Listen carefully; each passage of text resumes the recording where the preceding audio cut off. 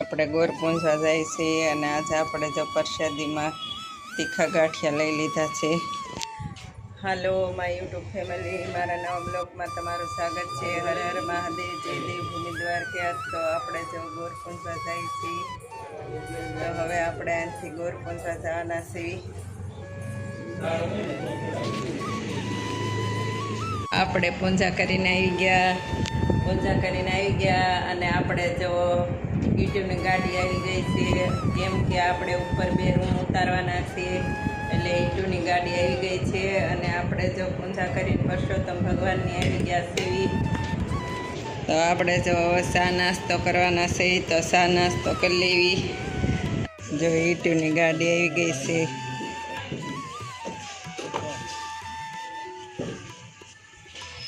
એટલી ઉતરી ગઈ.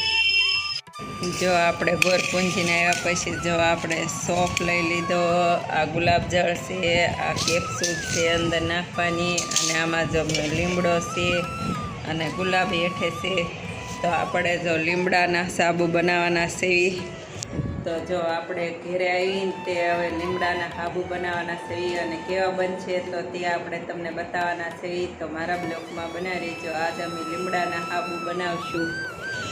જો કોઈને ફોટક્યું હોય કે ખંજોળ આવતી હોય તો લીમડાના સાબુ બેસ્ટ સાબુ છે. અને આપણે જો સાબુ બનાવવાનું ચાલુ કર્યું છે.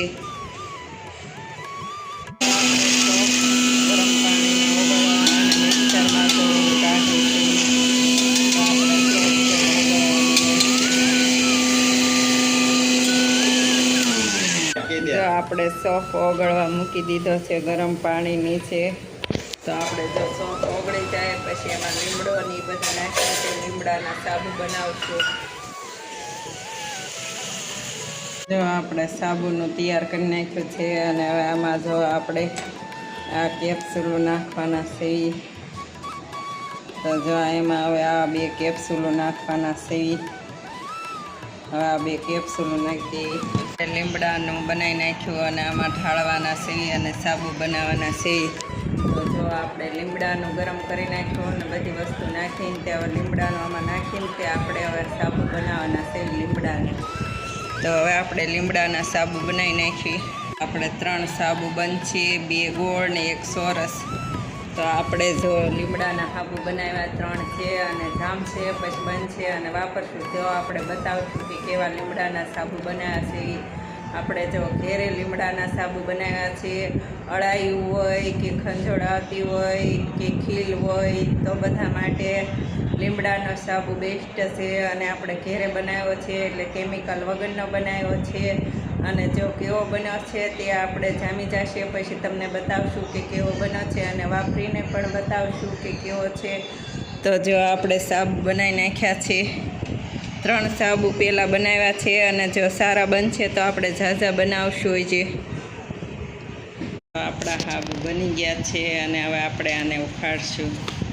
તો જો આપણા સાબુ તૈયાર થઈ ગયા છે લીમડાના. જો આવા ડિઝાઇનવાળા બન્યા છે.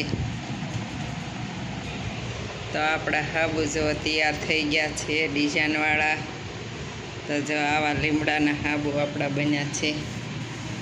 જો આ લીમડાના સાબુ આપણે તૈયાર થઈ ગયો. તો જો આપણે લીમડાના સાબુ તૈયાર થઈ ગયો, અને આપણે જો લીમડાના સાબુ બનાવી નાખ્યો છે. તો હવે આને વાપરવાના છે, અને પછી તમને કહેવું કે કેવો લાગ્યો. તો આપણે જો ઘેરે લીમડાનો સાબુ બનાવ્યો